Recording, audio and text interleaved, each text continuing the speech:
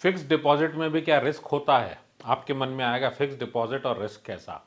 Fix deposit में भी कुछ रिस्क होते हैं और अलग अलग तरह की फिक्स डिपॉजिट्स होती हैं मार्केट में। और हमारे मन में एक बहुत बड़ी बात आती है फिक्स डिपॉजिट का नाम आते ही कि सेफ्टी के साथ रिटर्न, और वो भी ज़्यादा। इस वीडियो में हम लोग डिस्कस करेंगे सेफ्टी के साथ ज़्यादा रिटर्न के ऊपर फिक्स डिपॉजिट के बारे में। अंत तक वीडियो में ज़रूर बने रहिएगा क्योंकि ये पूरे इंडिया का सबसे पसंदीदा इन्वेस्टमेंट है फिक्स डिपॉजिट्स।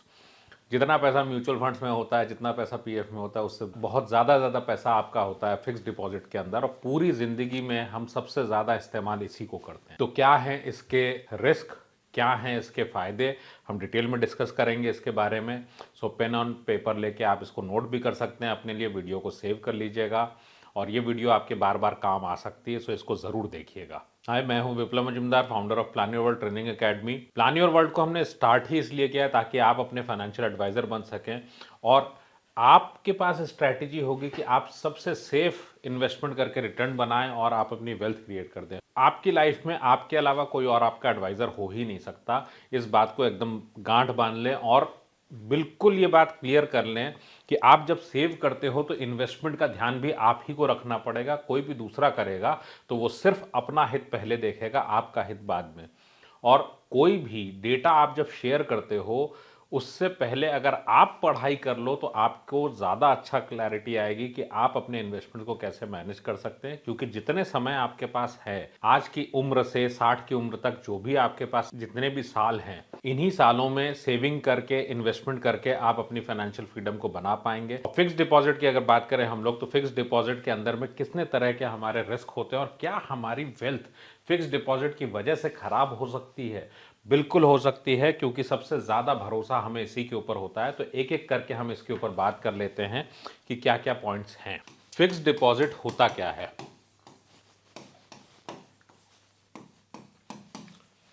कंपनी या बैंक आपसे लेता है पैसा,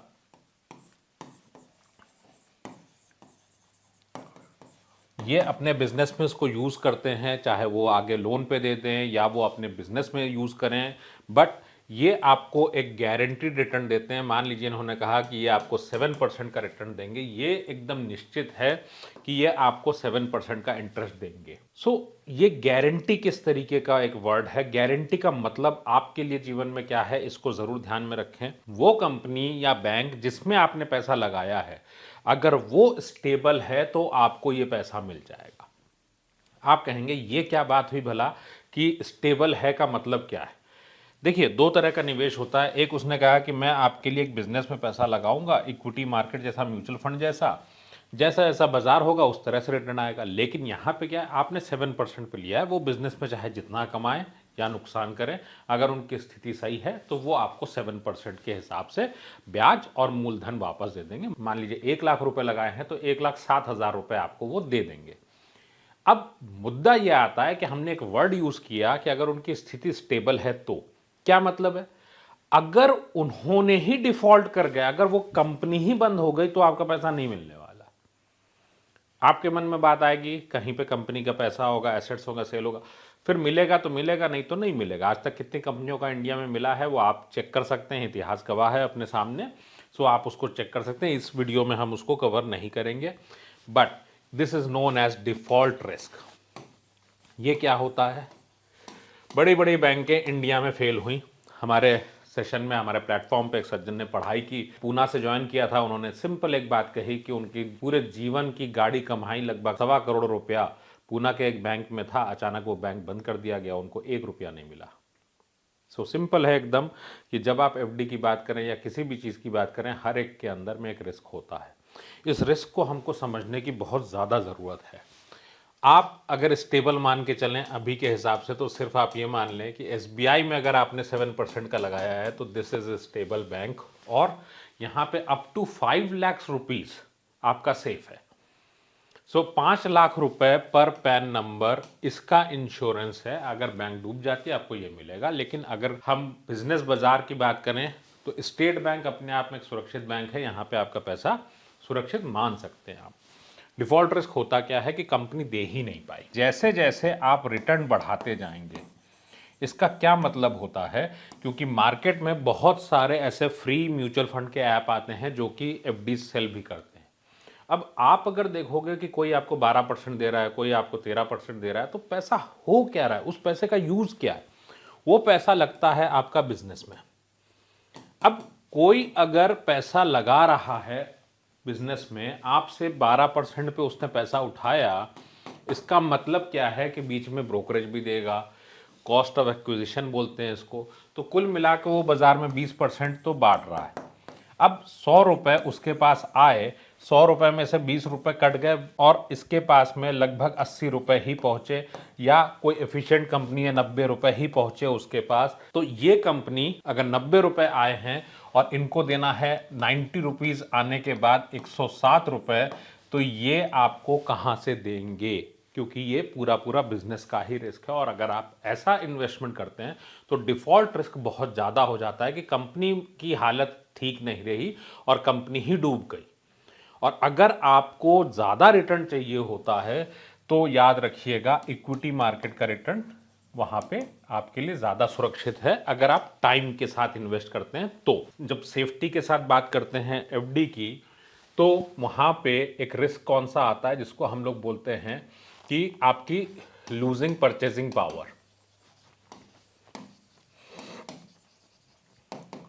आपने इन्वेस्ट तो कर दिया सेफ्टी के नाम पे, क्योंकि हम लोगों को असल सेफ्टी की बात तो कोई बताता ही नहीं। असल सेफ्टी क्या है? असल सेफ्टी है इन्फ्लेशन को कवर करने में।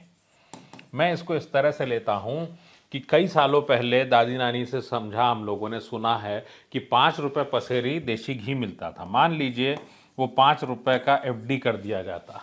आज की डेट में ये 5 रुपए के अगर 500 रुपए भी मिल जाते, तो क्या आप इससे 1 किलो देशी घी भी खरीद सकते थे? 5 किलो उस वक्त मिलता था 5 रुपए में। आज अगर देखें तो पता ये चलेगा कि अगर 500 रुपए में मिला तो 1 किलो भी नहीं खरीद सकते। सिंपली आप जब एफडी में निवेश करते हैं तो एटलीस्ट वो इन्फ्लेशन को कवर करे। इन्फ्लेशन को अगर कवर नहीं करता है तो ईयर ऑन ईयर आपने अगर 100 रुपए लगाए हैं तो आपका 100 रुपया जो है वो 1 साल के बाद 107 का होना चाहिए। ये याद रखिएगा, इसकी वैल्यू 107 होनी चाहिए। जबकि हमारे लिए हम क्या करते हैं, हम इसकी वैल्यू को घटा लेते हैं सेफ्टी के नाम पे। क्यों? आइए कैलकुलेटर पे देखते हैं। इसकी अगर बात करें, यहाँ पे हमने 1 लाख रुपए का इन्वेस्टमेंट किया है। अब अगर आप देखें ईयरली रिटर्न है और यहाँ पे हमने 7% का रिटर्न ले लिया है, और टैक्स, चूंकि इन पे टैक्स भी लगता है, इंटरेस्ट की इनकम जो है आईटीआर पे आपकी टैक्सेबल होती है। मैंने यहाँ पे 30% का टैक्सेशन लिया है। तो क्या मतलब हुआ इसका कि महंगाई के साथ मेरे फंड की वैल्यू 30 साल के बाद होनी चाहिए कम से कम 7,61,000 रुपये, जबकि हमें मिलता है 5,62,000 रुपये। अगर आप इस तरीके का कोई भी इन्वेस्टमेंट करते हैं तो ये आपकी वैल्यू को घटाता है। इसका उपाय क्या है? अगर किसी के घर में जिनका टैक्स कम आता हो, उनके अकाउंट में पैसा हो, तो उनके नाम से एफडी करें, अपने नाम से नहीं। आपके मन में एक सवाल आ रहा होगा कि क्या एफडी इतना ही बुरा है? नहीं, आपके घर में जितना सेफ इन्वेस्टमेंट की ज़रूरत है उतने के लिए एफडी की आपको ज़रूरत होती है। कितना पैसा आपको सेफ चाहिए, ये सवाल आपको अपने आप से पूछने की ज़रूरत है।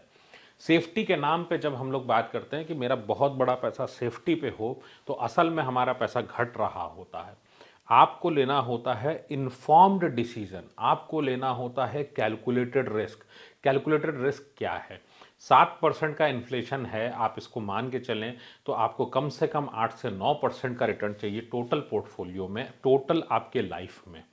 ये रिटर्न आपको हर हाल में बनाना ही चाहिए, हर साल, ईयर ऑन ईयर। और अगर आपका ये नहीं बन रहा है तो चाहे आप 15 साल इन्वेस्ट कर लें, चाहे आप 20 साल, 30 साल, 100 साल, वेल्थ नहीं बन सकती। वेल्थ बनाने के लिए आपके पास टोटल में रिटर्न जो आपके परिवार का है, चाहे आप एफडी में डाल लें, पीएफ में, पीपीएफ में, हर जगह पे इन्वेस्टमेंट जो भी आपने किया, साल दर साल वो 8-9% का रिटर्न मिले मिनिमम। इसको आपको इंश्योर करना चाहिए। अगर आप इस बात में यकीन करते हैं कि आपके पास जितना समय बचा हुआ है करियर में, इसी के अंदर आपको वेल्थ बनानी और सेविंग से ही बनानी। नॉर्मली आपके पास मार्केट में सिर्फ और सिर्फ सेलर्स हैं जो आपको कोई ना कोई एडवाइस देंगे आपके मन में आएगा कि विप्लव तुम भी तो क्लास बेच रहे हो, जरूर बेच रहे हैं, आपके जीवन का हिस्सा नहीं ले रहे हैं, क्योंकि जब आप फाइनेंस नहीं पढ़ते हैं उस टाइम पे इसकी कीमत बहुत ज़्यादा होती है, क्योंकि जो ब्रोकरेज आप दे रहे होते हैं वो आपका भविष्य ही खराब कर देता है। सेविंग तो आप कर रहे हैं, लेकिन इसीलिए इन्वेस्टमेंट करने से पहले आपको फाइनेंशियल एजुकेशन लेने की सख्त ज़रूरत है। Links are in the description. Start learning now.